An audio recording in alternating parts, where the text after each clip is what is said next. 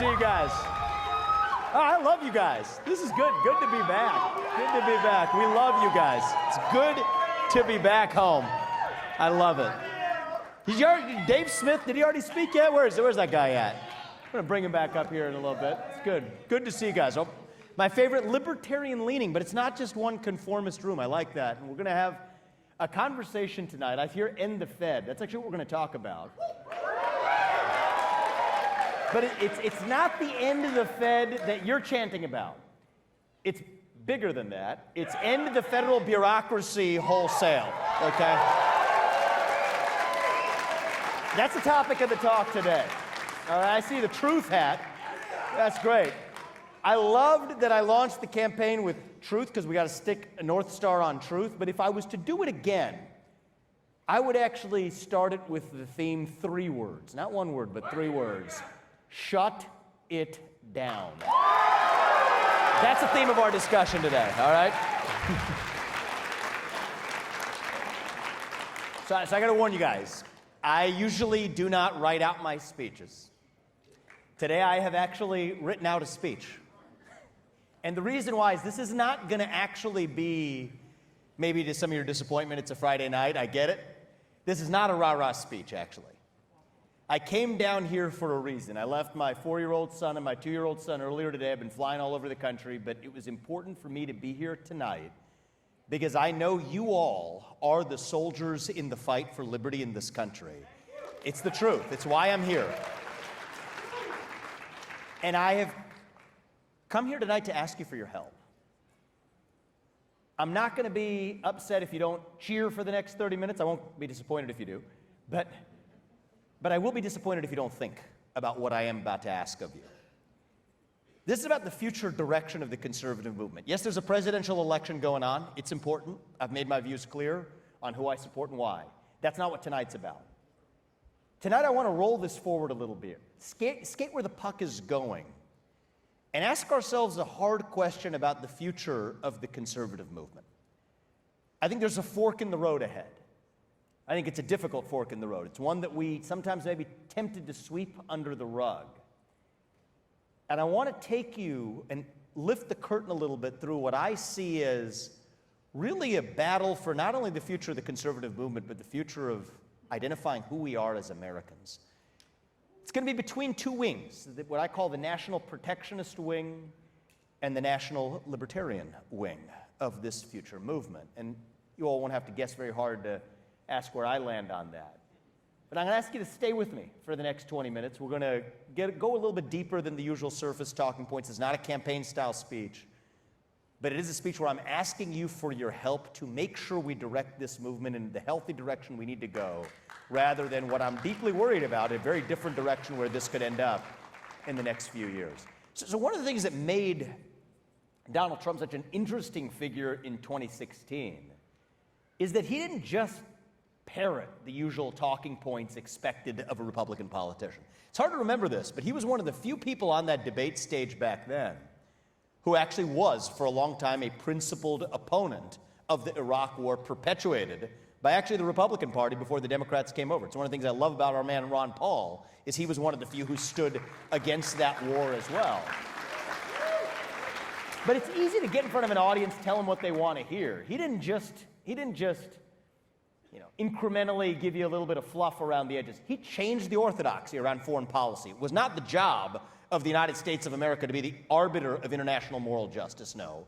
It was the job of the United States of America to ask ourselves what advanced the interest of our country, just as every other country looks at their own interests as well. And that's exactly how you secure peace. It was a totally new view in the Republican Party. Same thing, agree or not, on issues of trade and immigration as well.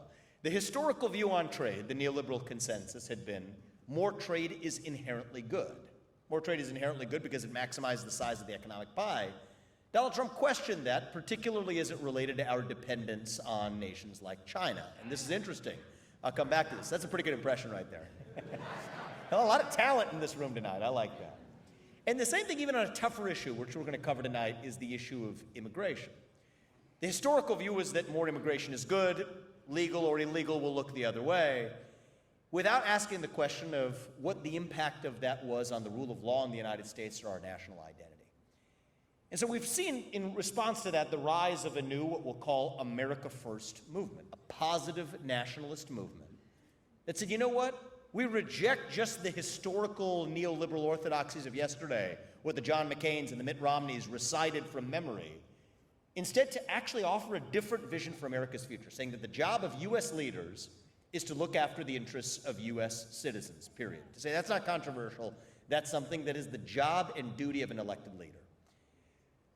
What I'm seeing, if I'm being perfectly honest here, it's probably getting me in trouble. That's all right. I'm going to be very frank with you. What I see as I now travel this country, I'm helping a lot of down-ballot candidates get elected across the country. What I'm seeing is that same pattern now present itself in somewhat new clothing, where people say things like, America first. We need to bring jobs back to America. We need to support American workers. We're the party of the working class, without actually stopping to ask what these phrases mean or why exactly we're saying them. And I don't think that's a good development for any movement, the America First movement included. So the question is, when we say we stand for America First, what does that actually mean? I think there are basically two views percolating underneath the surface. I think, in the next 3 months, I'll say there's an election to win, and there is, and that's the most important thing. But put that to one side. For the next 3 months, this is not going to be the most important issue. But after the next 3 months, what I'm going to talk about is actually going to become really important in defining not just the future direction of the Republican Party, not just the future direction of the conservative movement, but the future direction of the United States of America. Beneath that are two wings. One is what I call the national protectionist wing, which believes that it is the job of well-conducted government to use the tools of government to advance not liberal goals, but decidedly conservative goals that protect American workers and manufacturers. That's what I'll call the national protectionist position. And then there's a very different view that says, no, our job is not to actually take over the levers of government to redirect that to advance our own ends. No, our job is actually to get in there and actually shut down the levers of government from being abused at all in the first place. And I do think that's a hard fork in the road ahead. And I'll talk about where the rubber hits the road on a few of these issues, starting with trade, and then I'll talk about immigration. But what lurks really underneath that are competing visions of American identity and competing attitudes towards the regulatory state. So I'm going to talk to you about this. I'm going to invite my friend Dave Smith up here to actually have a little bit of a moderated discussion to scratch beneath the surface a little bit deeper and to go deep. And I am here to ask you for your help because I suspect, I gave a version of this speech at the NatCon conference recently where I suspect most people in the audience did not agree with me, which is why I gave it there first. But I came here tonight to a room that I suspect will mostly agree with what I have to say, and I'm here to actually ask you for your help in shaping our movement for the better. We don't want to replace a left-wing nanny state with a right-wing nanny state. Our goal is to mantle the nanny state altogether, and that is the work we have cut out ahead of us. So let's start with the issue of trade. The old so-called neoliberal position used to be that more trade is inherently good. That somehow actually even more than more trade being good for economics, it was actually even good for the spread of democracy. It's called the Golden Arches theory of foreign policy and diplomacy. That somehow we were going to export Big Macs and Happy Meals to places like China, and that would spread democracy to foreign countries. Turns out it didn't work out that way, actually. See, China understood this on a deeper level than we did in at least three ways. And it's important to understand each of these three ways of how they actually played this game in reverse. The first is that this actually increased our dependence on China for critical areas to our own national security. Little known fact is that most U.S. military equipment today depends on China for our own supply chains. 40% of the semiconductors used by the U.S. military, including the Army, including the Navy, including the Air Force, the top supplier is none other than China. That doesn't make sense. Say what you will about trade, say what you will about your attitude towards international relations or war. God forbid we are in a conflict with our major adversary. It does not make sense for the United States of America to depend on that adversary for our own way of life. Even Friedrich von Hayek agreed with this, by the way. A careful reading of The Road to Serfdom, he made very clear that a nation should not depend on an adversary or even a foreign nation at all that could be an adversary for its own military or defense. That's exactly where we are. So that's the first thing that happened. The second thing that happened is that you take companies like BlackRock or Nike or Airbnb. What China realized is that they could offer access to their market, access to the Chinese consumer base, but it came at a price. If you criticize the CCP, they would shut the door. But if you actually criticize the United States, they roll out the red carpet, which created a false moral equivalence between China and the United States. So that's how you get BlackRock, Nike, JP Morgan, Airbnb, you name it. Every company relentlessly criticizing the United States of America without saying a peep about China. Now, you look at the geopolitical effects of this. Xi Jinping, when he's pressed on the Uyghur human rights crisis, the first thing that he actually said, this is in the year 2021, was that Black Lives Matter, BLM, proves that the United States is no better. It was about 6 months later that his top diplomat, Yang Jiechi, came to the Alaska summit and lectured us for 15 minutes in his opening statement to a gentleman by the name of Tony Blinken, who puppets around as the Secretary of State of the United States. It was actually kind of appalling. I don't care if he's a Republican or Democrat, but the spinelessness to watch Yang Jiechi lecture you for 15 minutes on how they wanted to see the United States stop slaughtering as many black Americans as we were, and to see the U.S. do better on human rights. This would be laughable if it weren't for the fact that our own companies actually legitimized those claims. And the third thing that's happened is that we've allowed the international arbiters of climate change to apply differential standards to the United States relative to China. This is something that's actually constrained the growth of the U.S. economy more than I can explain. The United States burned less coal last year than we have at any point in our history, when the rest of the world, including China, has burned more coal than it ever has in its history just last year. The combination of this is, again, we realize that the theory of exporting the Big Macs and Happy Meals to spread democracy to China did not work out as planned, and so the old neoliberal myth was a fantasy.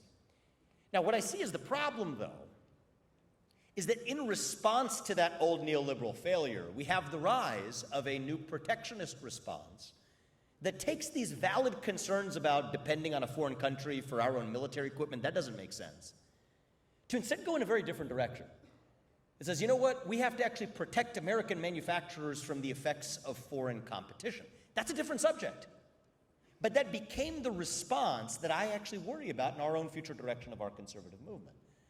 So the basic point is, it comes down to which solution you favor. If you believe that it's a problem for us to depend on China for our own military equipment or our own pharmaceutical supply chain, that is actually going to require more, not less trade with Japan, South Korea, India, Philippines, countries around the world who are actually our allies. But if your top concern is protecting American manufacturers from the effects of foreign price competition because our manufacturers are running higher cost structures because of, I'll get to this, the regulatory state that imposes those higher costs on them, then what are you going to do is you're going to just impose tariffs willy-nilly on not just China, but on Japan, South Korea, et cetera.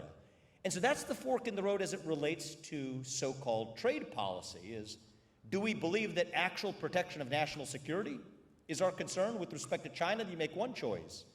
But if your actual goal is to protect the American manufacturing base from foreign competition, then you resort to a very different policy that makes it less likely for you to actually protect yourself against the effects of dependence on China. Because the dirty little secret is, we're not going to actually decouple from China in the military supply chain unless we actually embrace trade with our allies as well. So there's no free lunch here. That's on the question of trade. Very similar set of questions on the question of immigration. For years, both parties looked the other way for what has now become a crisis of illegal mass migration into the country. I have strong, deeply rooted libertarian instincts, but I will tell you, you can be a principled libertarian and also believe that a nation without borders is not a nation. I don't think those two things are incompatible. I think they go together. Puts the national into national libertarian. But here's the thing. I think that one of our concerns with immigration policy is that we have diluted in some ways the national identity of the United States in that we're a nation founded on the rule of law. I say this as the kid of legal immigrants who came to this country the right way through the front door, allowed me to live the full American dream through their journey here and making contributions to this country. Part of what we should want of people who come to the United States of America is people who share those same national ideals and values in common. That's why we actually demand you know something about the United States before you actually come here. And I try to be pretty even-handed on this. I say the same civics test that we require of every legal immigrant to this country, we should actually require of any 18-year-old who graduates from high school before you become a full voting citizen in the country, because you got to know something about a country and value it if you have skin in the game. So that's one vision, to say that, yes, we believe in liberty, we believe in doing things the right way, but you got to actually embrace the civic ideals of this country, have skin in the game and a commitment to that country in order to actually become part of that country. I think it's a perfectly coherent view. It's one that I certainly share on my side of this debate. However, the response, the reflex response to the failures of much of the left and the blithe right has been a different wing, which is, again, the protectionist wing that says, no, the real problem isn't our loss of national identity or just the rule of law. The real problem is now we have competition for American workers. So on this view, here's how it goes.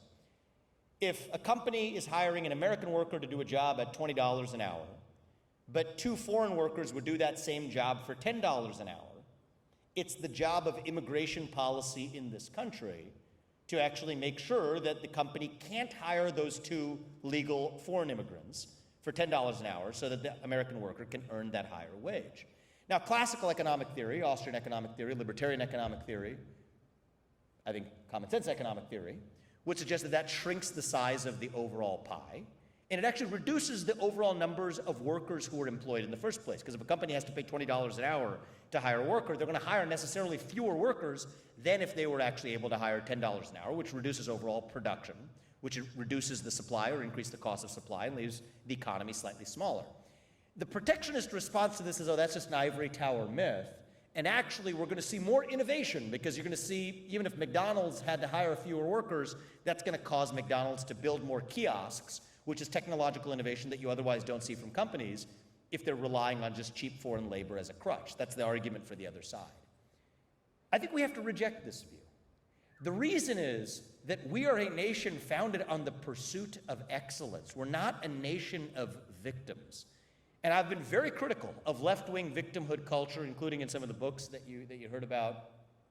I've written 3 books in the last 4 years. My 4th one's coming out, this fall, and I am a unshackled critic of left-wing woke victimhood culture in the United States of America. But the right answer to victimhood culture is not more victimhood culture in response. I think that we should want a country where our own workers and our own citizens are every bit as competitive and then some with the best of what the rest of the world has to offer to the United States of America. That's who we are as Americans.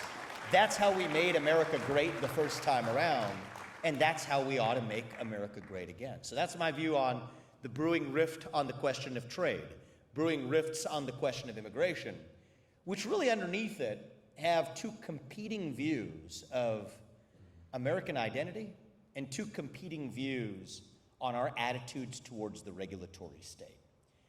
Let me say it first on the competing visions of American identity, because this is actually what's at stake in this immigration debate. And I think we ought to smoke it out. For too long, we haven't had this debate on the right. I think we will be a better country and we will be a better movement if we're able to talk about this in the open. On one vision of this is what you might view as I mean this in a non-negative way, certainly, a blood and soil vision of American identity. The idea that, this is my land, my homeland, my parents were here, my grandparents were here, my great-grandparents were here, and this is my land. A different vision of American identity is that we're a nation bound together by a common set of ideals, that America is not just a place, it is a vision of what that place can be. And my goal is not to denigrate one view or the other. Thank you. But my goal is to give you the best possible case for either, so we can really look ourselves in the mirror and ask ourselves, what does it actually mean to be an American? It's been said that actually people will not fight for abstract ideals, that they'll fight for a homeland. To some extent, I think that's true for most countries. I don't think it's true about the United States, though. The reason we fought the American Revolution is we fought it for ideals, actually. Our founding fathers, there's 56 men who signed the Declaration of Independence. They had land. They were well off. They were, by the standards of the left-wing culture of today, privileged is exactly the word they would have used. But that's actually what made their sacrifice all the more remarkable. 12 of them had their homes ransacked and burned to the ground by the British before their deaths. 5 of them were captured by the British and tortured until their deaths. 9 of them died in the Revolutionary War. 3 more of them had their own kids die in the Revolutionary War. No, they didn't do it to protect soil. They did it because they fought for the ideals, even if it involved risking the very soil and land that they lived on. And the reason I fundamentally think that, yes, it is important that we're a nation grounded in actual physical reality. A nation without borders is not a nation, that's true. But the reason I reject the blood and soil alone vision of American identity is that our claim on a national identity is actually a lot weaker than most other nations throughout human history, if you think about it. Because if you want to go the blood and soil genetic lineage argument, Japan has a far more coherent and lasting national identity in its history than the United States of America does. You could say the same of many other European countries. You could say the same of Italy.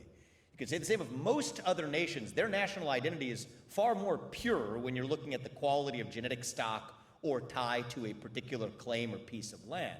But the thing that makes the United States of America unique is that this is not just bound together by a common set of geographic accidents.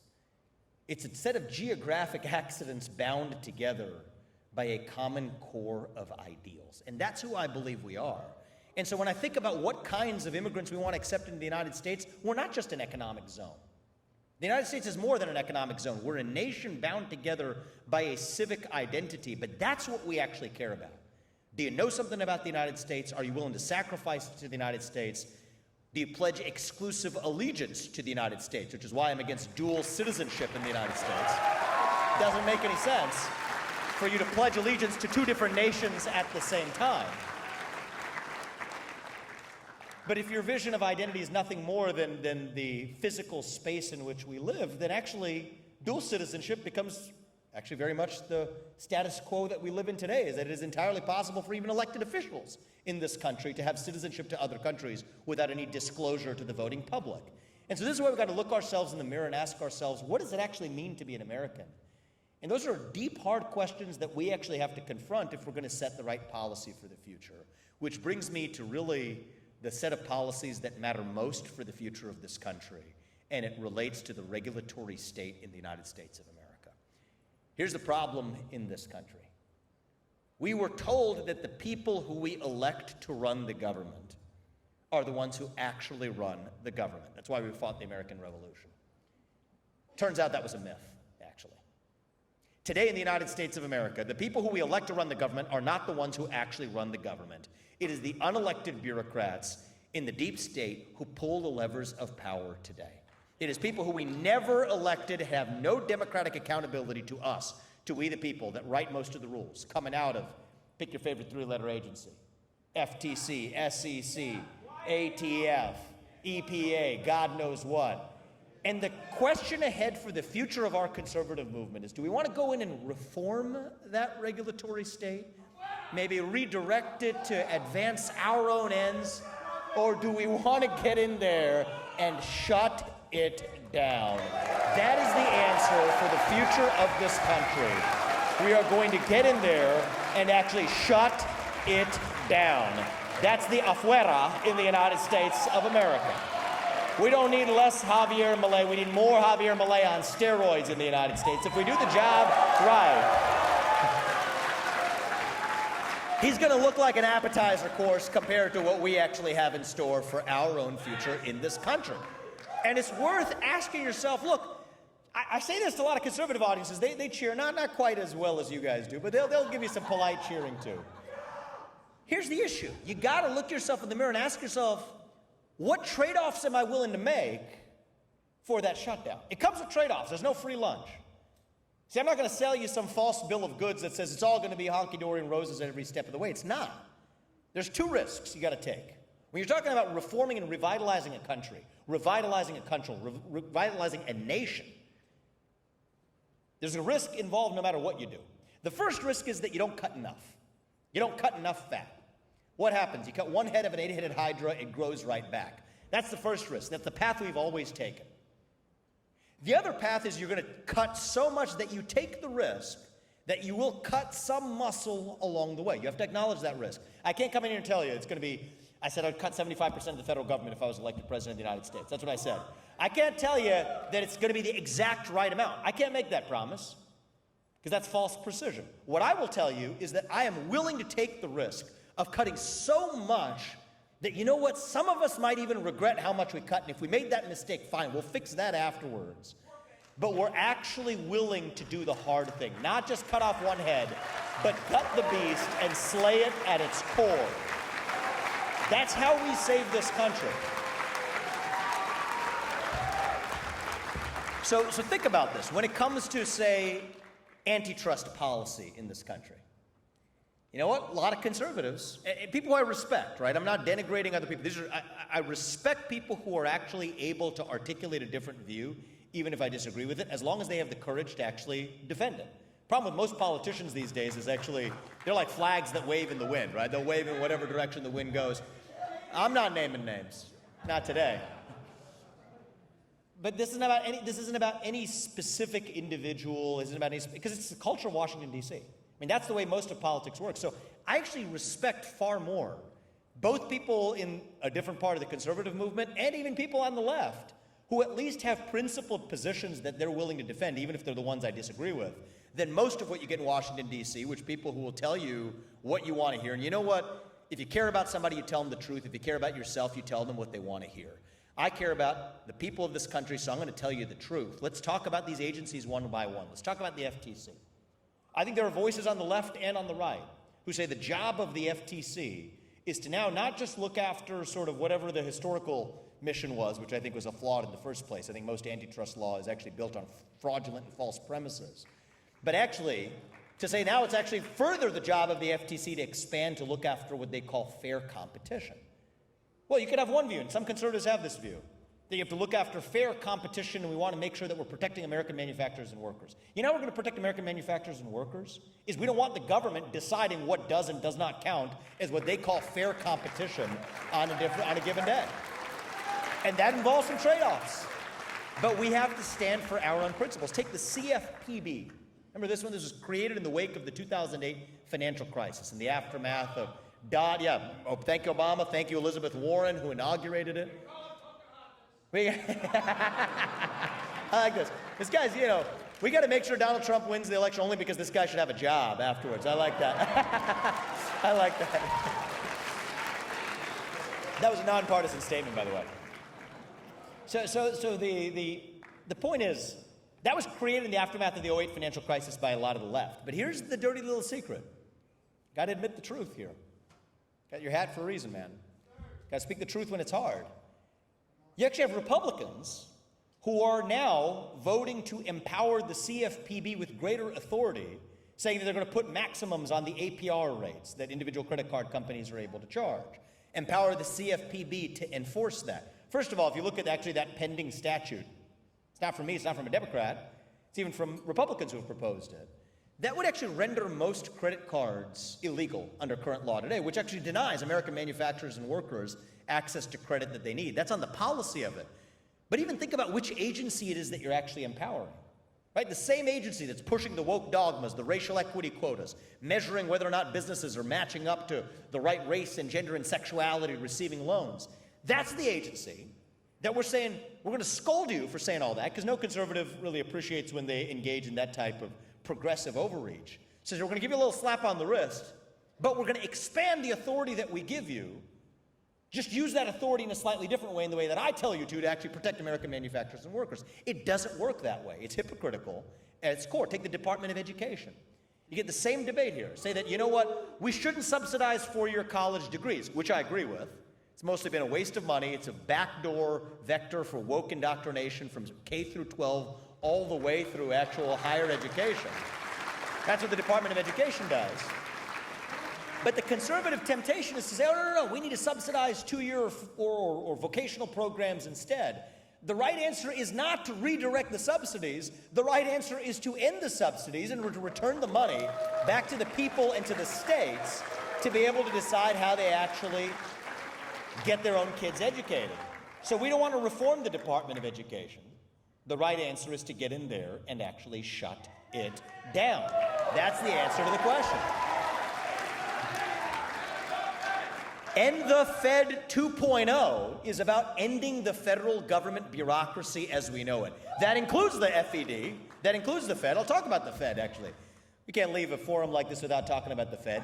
You get a lot of, same thing, this divide in the conservative movement here. You get a lot of folks who will talk about the injustice of the bank bailouts and executives who actually made out big on the back of those bailouts, which I agree is wrong. Right, so you've got a lot of Republican backing of bills to say that we're going to claw back executive compensation. We're going to claw back the overpayment of these CEOs at banks that were actually bailed out. That sounds appealing enough to me. But then just take one big step back and ask yourself, why are we playing this game in the first place? The thing we should oppose is not just the overpayment of executive bonuses to banks that were bailed out and satisfy ourselves with clawing them back. We should not be in the business of bailing out banks in the first place. We should have never had the bailouts. And the strong national libertarian position here is actually that the Federal Reserve needs to be put back in its place by focusing not on bailing out banks, but on, if anything, one standard of restoring the US dollar as a unit of measurement, which we badly failed to do in the first place. It's like the equivalent of, you know what, you have a drunken sailor at a bar trying to take a target and hit two different targets with one arrow, inflation and unemployment. We've actually been badly missing on both. And this isn't because this is more important than American workers and manufacturers. This is actually what's been hurting American workers in the first place. The Federal Reserve, the way it works is every time you raise, every time they see rising wages, they treat that as a leading indicator of inflation. Think about this for a second. Anybody who's run a business understands that wages are actually the last thing to go up in a business cycle, which means they have been in the habit of tightening monetary policy right into a downturn of the natural business cycle, which gives you those boom-bust bailout cycles in the first place. That's what we actually need to fix. Not some symptomatic cosmetic fix after the fact to say that, you can crave some camera attention about getting back executive compensation from banks executives that were bailed out. No, that's not what we should be focusing on. We don't want banks to be bailed out by the US Fed or the federal taxpayer in the first place. Put the Federal Reserve back in its place, and that's how you actually grow an economy. So this is the time for choosing in the future of our movement. We don't want the nanny state, we want to shut it down. We don't want to use the regulatory state, we want to get in there and shut it down. And this is the discipline required of a movement at a crossroads. Yes, I do care about workers and manufacturers in this country, but the way we're going to liberate them isn't by actually using the regulatory state to prop them up. It's by dismantling the very regulatory state that has held them back in the first place. This is what the American Revolution was actually about. It is a 1776 moment in this country right now, and I don't say that lightly. We fought an American Revolution for the idea that, for most of human history, by the way, it was done the other way. All the stuff I'm telling you right now, this is crazy talk for most of human history. There's this term going around that certain types of people are weird. And J.D. Vance is a good friend of mine. I'll tell you, he's a great guy, and I think it's disgusting that they're leveling these types of attacks against a good man. But what I will tell you this is, I look at this a different way. Rather than arguing back and saying that, no, we're not weird, you guys are weird, which I think there may be a stronger case in return. That's a question for another day. I actually think the real answer is this, is that, actually, you know what? We as Americans, we are kind of weird. Compared to most of human history, the idea that we, the people, could settle our own differences through free speech and open debate, settling it at the ballot box where every person's voice and vote counts equally, that is weird compared to most of human history. Right? Compared to most of human history, this was done the other way. He said, believe the people could not be trusted. The idea that you get to speak your mind openly as long as I get to in return. That's a wild idea. That's a radical idea, because for most of human history, it was done the other way. That's actually what this whole discussion of the administrative state is all about. People miss this about the regulatory and administrative state. They think it's about them trying to actually deceive you and actually get the better of you. It's actually far more frightening than that. It's not that they exhibit malevolence to you. It's that they think they are benevolent towards you. They think that you cannot, on your own, be trusted to govern yourself. They feel the same way about the U.S. citizens today that King George did back in 1775. that you're not just citizens, but that you are subjects. The problem with democracy, in their view, is actually the voters. And the way you protect the voters from themselves is actually by making the entire democratic process a farce, the halls of Congress a joke, by actually handing over the lawmaking authority to bureaucrats in buildings that you would never visit if you went to Washington, D.C. on a given day, because they don't want you to know that's the way the game is actually played. That's the way this system works. And we fought a revolution 250 years ago to say, for better or worse. That's a crucial part of the bargain. For better or for worse. Sometimes we'll get it wrong. But for better or worse, we the people create a government that is accountable to us, not the other way around. The people we elect to run the government are the ones who actually run the government, not the other way around. And those elected leaders, they owe a moral duty to the citizens of this nation, not any other one. That's why we fought in 1776. They say, don't talk about the administrative state. I used to get that in the campaign trail. They said, it puts audiences to sleep. Okay. Well, you know what? This is, thank you very much. It's a 1776 moment right now. And the question for each of us to ask is, are you willing to look yourself in the mirror and make the sacrifice needed as our founding fathers did before? Because it's not going to happen automatically. I think we're on our way to a permanent kind of bureaucratic tyranny in this country. It is a new form of tyranny. I don't say that lightly. It's not going to be some sort of despotic takeover. It's going to happen not with a bang, but with a whimper. In some ways, it already has. We don't really live in a self-governing republic, not anymore in the United States of America. But if you think about this in 1776, if you were alive in the spring of 1776, what a special time that would have been to be alive. Most of the people who fought the American Revolution, they're the ages of people in this room right here today. Alexander Hamilton wasn't that much older, probably not any older than many of you in the audience. Jefferson was younger than me. He was 33 years old when he signed the Declaration of Independence. And by the way, he invented the swivel chair while he was at it, right? These guys were the pioneers, the explorers, the unafraid, the people who would not be stopped by any government or culture or system standing in their way. What did ex-presidents do back then? John Adams, he became a Sanskrit scholar, believe it or not. You got the likes of Robert Livingston. He's an inventor of the steamship, but he was also an ambassador to France and a guy who helped start the American Revolution. Benjamin Franklin invented the lightning rod, the stove, the bifocal spectacle. He dabbled in medicine, a remedy for the common cold. He created musical instruments that were played by Mozart, Beethoven. Something in the water back then in 1776 that I think we've missed a little bit in the last 100 years of this country. I think it started with Woodrow Wilson's administrative state. You got FDR to LBJ to, frankly, even Richard Nixon and a lot of the ones along the way who didn't do us any favors in beefing up that fourth branch of government. But I think it has become our 1776 moment today. And that's why I came here. I told you not to give a rah-rah speech, but to ask you for your help. I'm asking you for your help because this is going to require a sacrifice. Our founding fathers made that sacrifice. If Thomas Jefferson, John Jay, George Washington, and Alexander Hamilton could do it, we meet them in the afterlife. They tell you, these are the sacrifices we made for our country. What sacrifice did you make for yours? We better have a damn good answer for them. That is what I'm asking of you and your generation. To not just do the easy thing and recite the slogans.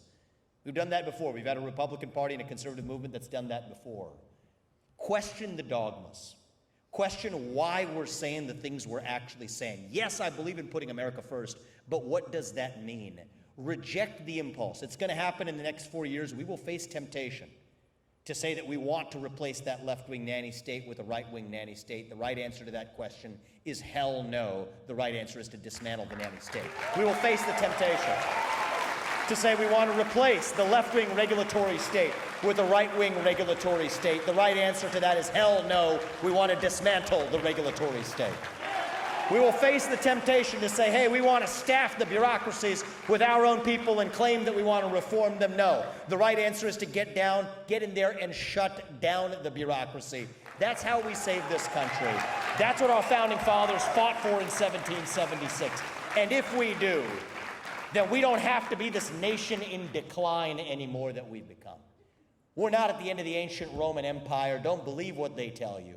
I believe we as a nation still can be in our ascent. Not in some fake politician way, but in a true way. a nation whose best days are actually still going to be ahead of us. And I believe it will take people like you whose best days in life are still yet ahead of you to see a nation whose best days are still ahead of us. So we will look our kids in the eye and mean it when we tell them that the United States of America is still the nation where no matter who you are or where your parents came from or what your skin color is, that you will still get ahead in this country with your own hard work, your own commitment, your own dedication, and that you know what? You are free to speak your mind at every step of the way. That is the American dream I know. That is what we are running to. And that is what we will revive to save this great nation. Thank you, patriots. God bless you and your generation. And may God bless our United States of America. Do not stop fighting until we get this job done. We will save this country. USA all the way. USA, USA, USA, USA, USA, USA, USA. Dave Smith, get up here, brother. Let's get our brother Dave Smith up here. Get the comic up here. There you go. Good to see you.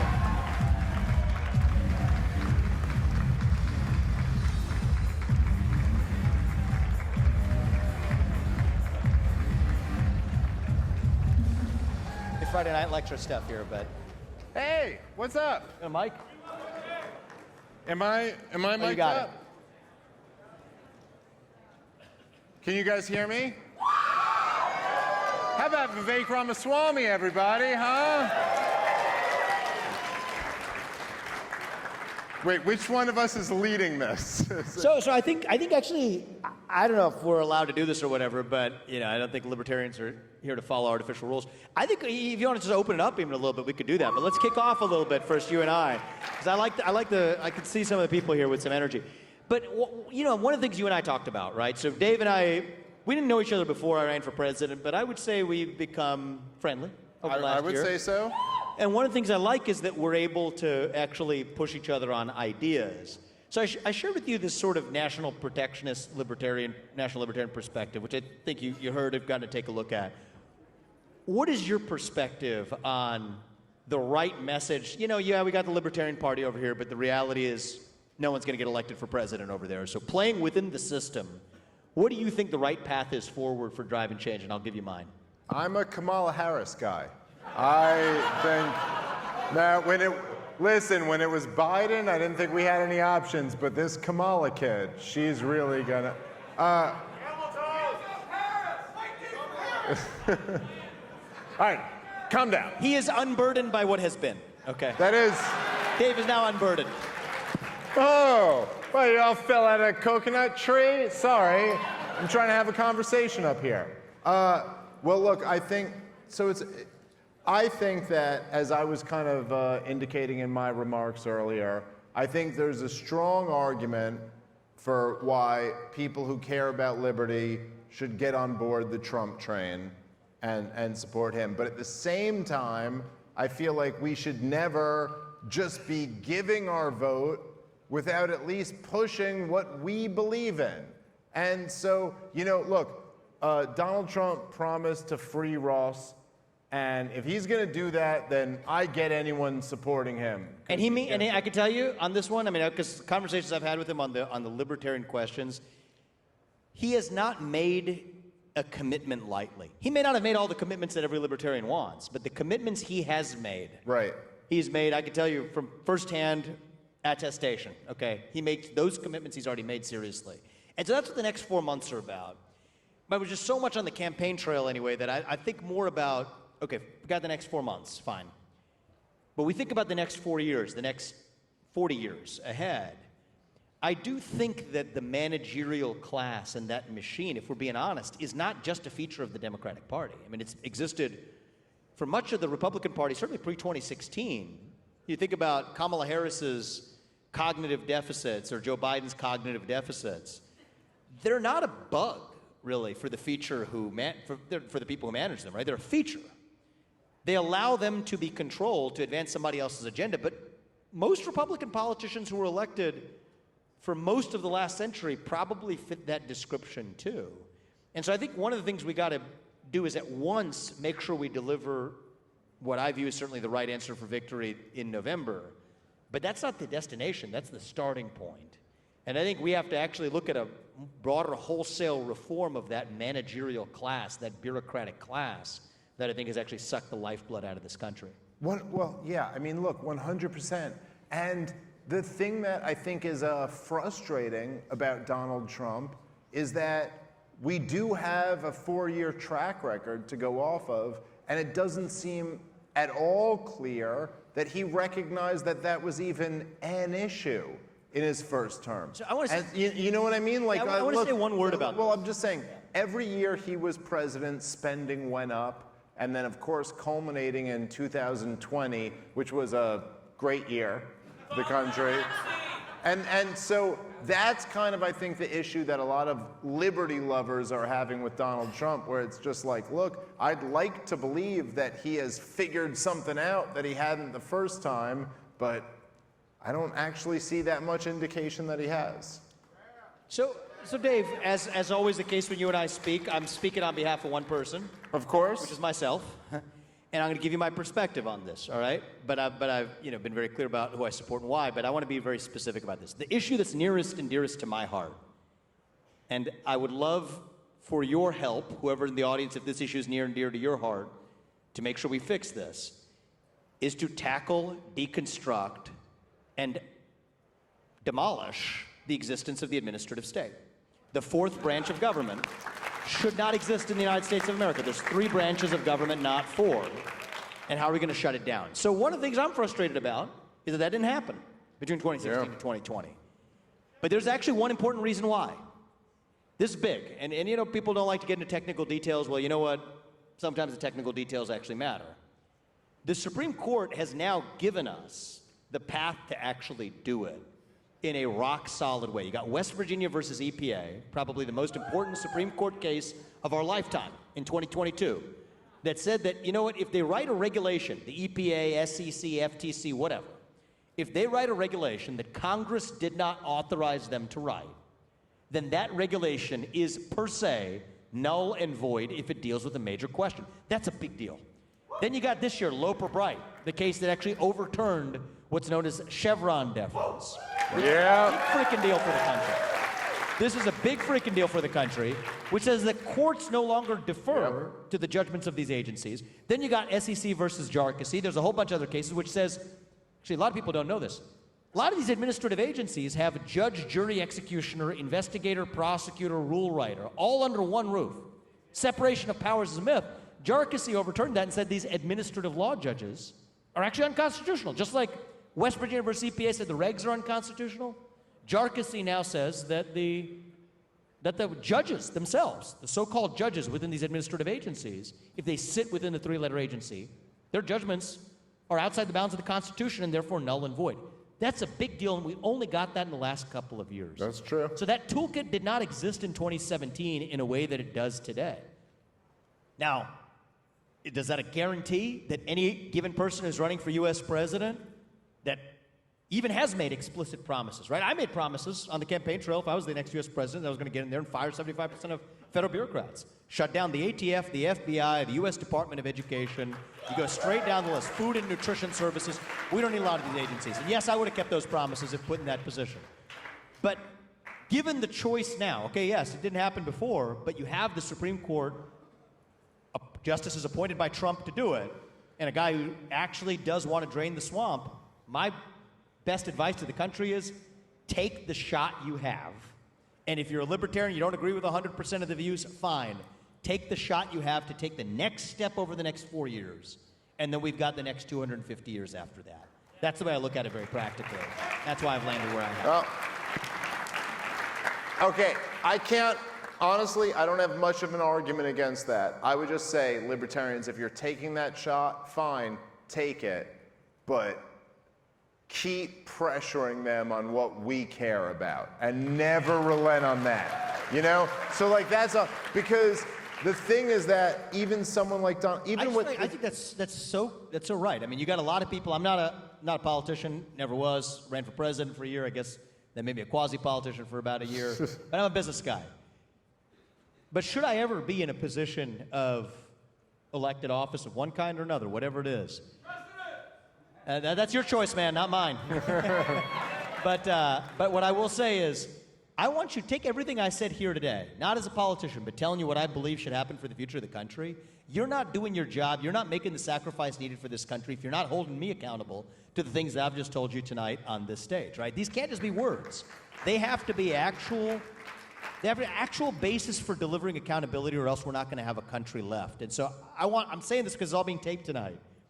I want them to play this reel back to me whenever this is in the future and say, why didn't you actually shut this down? And my promise to you is we're never going to get to that day if you actually follow through on promises to actually people who make them. That's all we have to ask of our politicians. Well, I love that, and I think that the spirit that all of us here tonight should have is that whoever you're supporting for president, that if you're supporting them because you believe in something, well then okay. But then if they do that, then support them forever for doing the thing you believed in. And if they don't, then hold their feet to the fire forever for not doing that. So I think that's what makes America a better country, is if we actually are more engaged. And, for someone like Donald Trump, sometimes, and I'm sure you feel this way too, sometimes I'll see like a 20-year-old, like here, and you're almost like, wow, I don't even know what it would be like to be a 20-year-old coming up today. And then I'll be like, well, as a 40-year-old, I know what it's like and then Donald Trump is, 50 years younger than Joe Biden, 90. Let's say he's 90. But you almost go like, maybe it's impossible for him to understand exactly what it's like, from my perspective right now. And I think Donald Trump, sometimes people will say, hey, Donald Trump, why'd you do your last debate on CNN? Why didn't you do it on Elon Musk's, Twitter Spaces or something like that? And you're like, maybe he doesn't exactly get that from his. And so I do think that no matter who we're supporting, we kind of have to almost like keep in mind what their perspective is, and then make sure that we also add in our perspective to all of that. And so a lot of the previous generations, I think Donald Trump, I think there's still some things that thinks he can't say. And I think that the younger people here, particularly the younger people here who believe in liberty, should be willing to push him in that direction. And number one is that there's no foreign country that America is obligated to support. We are our own country. And if you really want to be America first, then that means we always think about what's best for our country and not anybody else. And you know what? Zero-based budgeting across the board. Zero-based budgeting for all foreign aid. Look at it bottom up. Zero-based budgeting for every other source of government expenditure, whether it's domestically or abroad. Yeah. Two basic principles. The people we elect to run the government, not unelected bureaucrats, and they owe their duty to you, not to anybody else. Get that back, and then that's how we revive civic pride in the country. Part of the reason we've lost national pride in the United States is that, there's a lot of reasons why, but I think a big reason why is when the people who you've elected to run the show have themselves stopped swearing their allegiance to you, then you stop swearing allegiance to your own country. So if we fix that in this country, then I think we're going to see a virtuous cycle of actual national revival. And it's going to have to start with actually elected leaders who remember what their first duty was in the first place. So should we take a couple more questions? And then should we take a couple? Yeah, absolutely. And I would just, before we take questions, I would just say, and I know you agree with me on this, Vivek, but that, for young people, if we're whatever the starting point's going to be for the next generation, it's that, your family. Your family is the most important thing. And the most important thing that we can always push to young people is start your own family. Get married and have kids and love those kids to death. That's the best thing. Like, if we could all just do that, that's what's going to make this country incredible. I know you got a beautiful family with little kids, and I do too. And that's the most important thing. And your first obligation, first of all, is to your family. Yep. And then your obligations are to your community, and that includes your nation. And then maybe we can worry about solving, hunger in the Congo or something like that. But I think that's not immoral. That I think is actually deeply morally grounded, morally based worldview Yep. is morally based, morally grounded, like in the true sense of that word. Actually, yes, in the true sense of that word, absolutely. And so I don't think that you should be ashamed of that. I don't think you should apologize for that. Your first obligation is to the people around you. It starts with your family. That it starts, then next is your nation. And then, yes, after that, all those equal, we don't want people in other places to suffer. But that charity begins at home, and that's something we need to restore in our own government as well. So one or two, and then we'll, oh, man. All right, do we have someone taking questions? No, you got one? All right, why don't you give it to this guy in the front right here? Oh, okay. Hello. Dave, I know I harassed you about this earlier a little bit. Vivek, I'm going to ask the same thing to you. Uh-oh. Are we going to see either one of you run for the Oval Office in 2028? Because, like I said earlier, the Libertarian Party needs better candidates. We don't need any more Chase Olivers. You guys are both really smart. You guys know what's up. So we put our allegiance in you, you put our allegiance in us. It's like you massage my back, I massage yours, Okay. Very interesting way to end that question. I don't know if that makes it more or less compelling. Dave, what do you think, man? But he already ran for president this year. What are you mad at him for? I gotta say, I kick myself every day. There's like a million things I would have done differently, and I still say, what a country where I was 37 years old last year.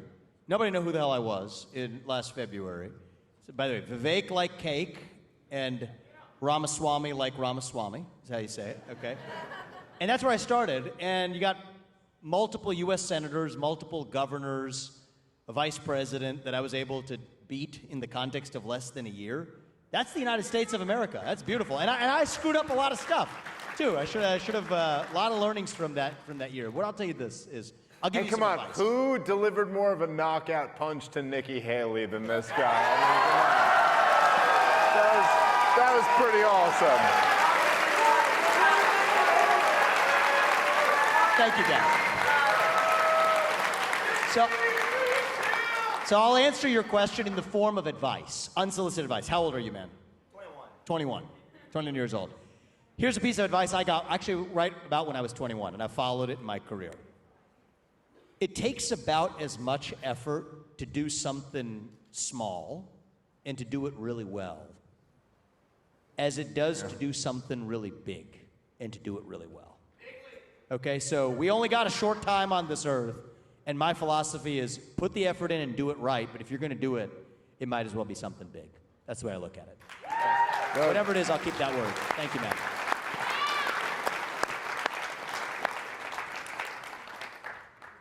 So the person who's standing up gets it because he put in the extra effort. Well, this guy here, you go get him. We'll do two more. So this is more of a philosophical question than a political question. But Dave, you said the most important thing is family. I think not that you have it wrong, but that you're too specific. I think the most important thing is love, and I think that includes love for your friends, love for your community, and I don't think everyone needs to start a family of their own in the biological sense of starting a family. I think it's about caring for people and loving for people, whoever those are. Thank you so much for the question. Nope, have kids.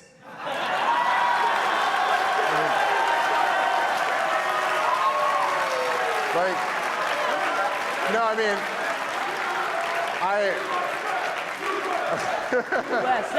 USA! That's USA! Dumb. All right, listen. Your chant is dumb. But listen, I'm sorry. I'm not just going to take it to some hippy-dippy care about everyone. I'm saying no.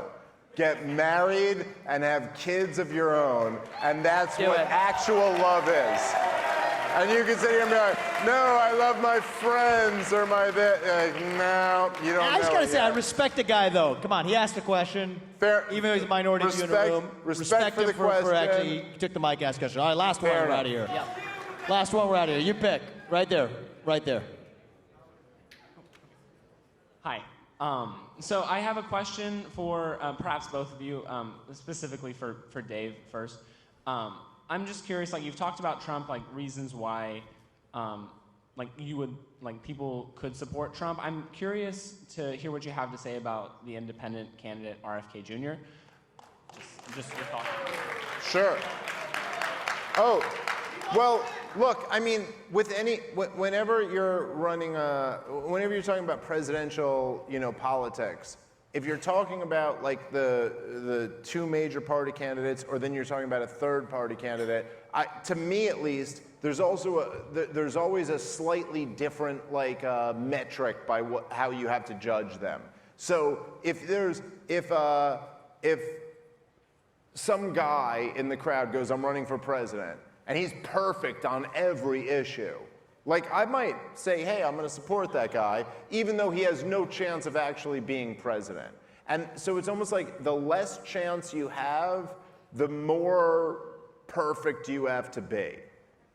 Does that make sense? That it's like if you're one of the major two parties, if one's substantially better, let's just say, okay, theoretically, let's just say there's two candidates, one of them's gonna win.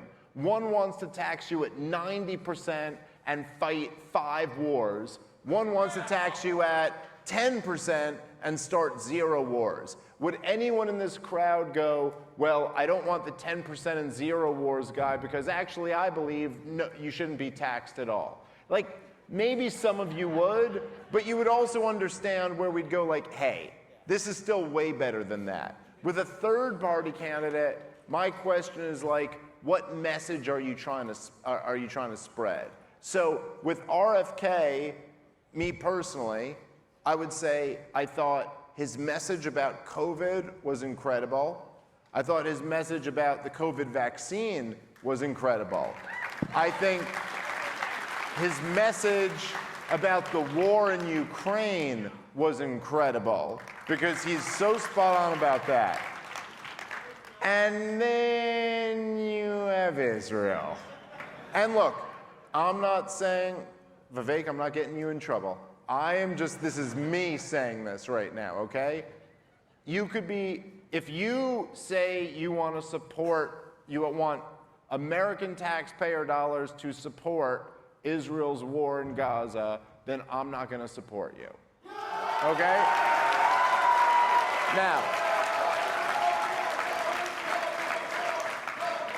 if you wanna say that our tax dollars shouldn't go over there at all, but I support Israel doing what they're doing, I don't love it, but I could get past it, maybe.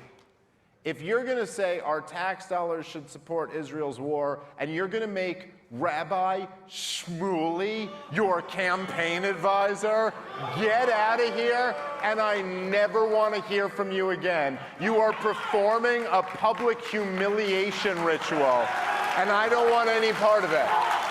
I don't know what dirt they have on you that you've been convinced you have to do this, but I'm sorry. I like Bobby Kennedy. He's been nothing but nice to me, and we text every now and then, but I'm sorry. If that guy's on your team, you lost me on your team. So that's how I feel. That's just me. Vivek Ramaswamy does not speak for anything that I have to say. Look, I want to take it. I also want to just take the spirit of the view, right? Because go back to forget about RFK specifically or whatever. After this cycle, it's not going to matter as to one particular candidate or another. What matters is, I think take the best argument for the other side of a third-party candidate, or how you might think of the guy who supports 10% and no foreign wars. Well, what if there is a candidate who supports 0 and 0? I think there's a time and phase in a race, actually. Yeah. Right? So I think this is just very practical. I'm not being philosophical about this. I mean, very practical. If every time you're going to say that, I'm not going to vote for the person who actually has the true right and pure ideology, then that person is never going to get elected, because you make the nation you ultimately create. I mean, that's how it works. You vote for the nation you create. It's very personal to me, right? If people had taken that attitude towards my platform last year, I would have remained at 0%. I wanted to fire an overwhelming majority of the federal bureaucracy, wanted to rescind most federal regulations, wanted to end most of the nanny state as we know it, And if people say, okay, well, that's never going to happen, therefore I'm not going to vote for him, I wouldn't have gone from 0% to an unambiguous fourth, if not higher, at many points in the race by the time we finished it. And so I think there's a time and place. But now, okay, once you've been having an election that's played out for like a year and a half, and it becomes clear what your pragmatic choices are, you may not agree with everything that one of the two candidates who's going to win this says, but pick the one who's going to move the ball forward for the country. So that's the way I look at it. Is I'm never going to advise somebody against being ideological. In some ways, people use that word negatively, Dave, Right. like ideological. I actually use the opposite in a negative way. Too many of our candidates in both parties are not ideological enough, actually.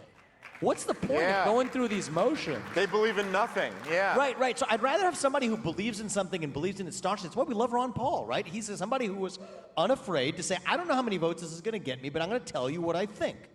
Okay, you may not agree with 100% of what I think, but I'm going to tell you what I believe 100% of the time. We don't have that anymore. And if I had it my way, and I hope we all can have it our way, some of those people will get elected to positions all the way up to and including the President of the United States. And it's only going to happen if we actually give them a chance early on. But at a late phase in the race, you got a choice to make to say, you know what, I care about the next 250 years, but I also care about the next 4 years. Yeah. And that's pragmatically why I land in the position to say that even if you don't agree with 100% of what Donald Trump says, ask yourself which is actually going to better protect liberty for the next 4 years.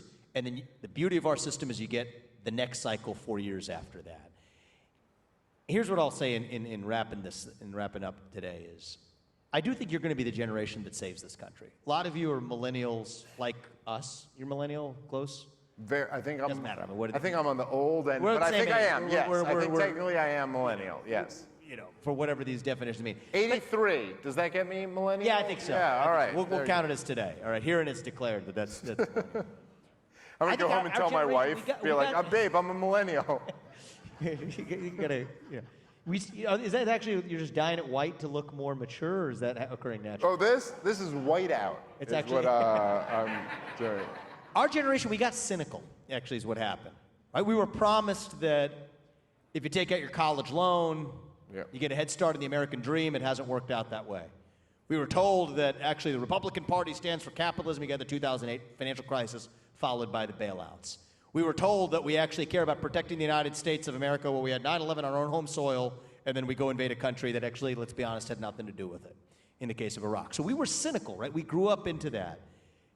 You and I were lucky. We've each lived our version of the American dream. Probably a lot of our classmates and peers weren't as lucky. Some of them still have student loans that haven't yet been paid off. But we can't just be cynical about our country because it is still the last best hope that we have. And I do think it's not going to be our generation, but it's going to be, for many of you in the audience, it's going to be your generation, Gen Z, that actually saves this country, okay? I said this at the RNC, and I meant it, right?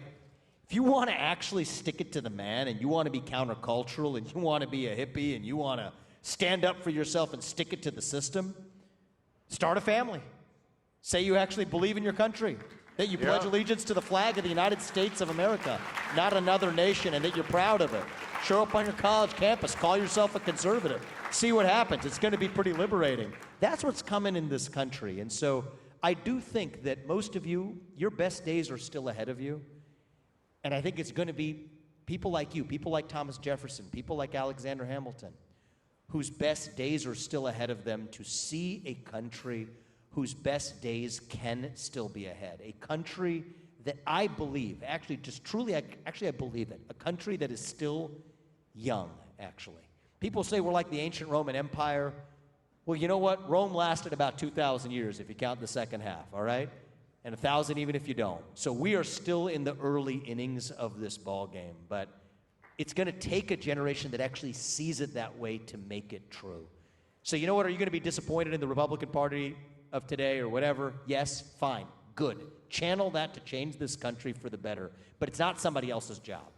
It's not Donald Trump's job from on high to go to the White House and save us. If we're going to be saved, it is going to be because we save ourselves, and every one of you does your part to fight for this country in the 1776 of our lifetime.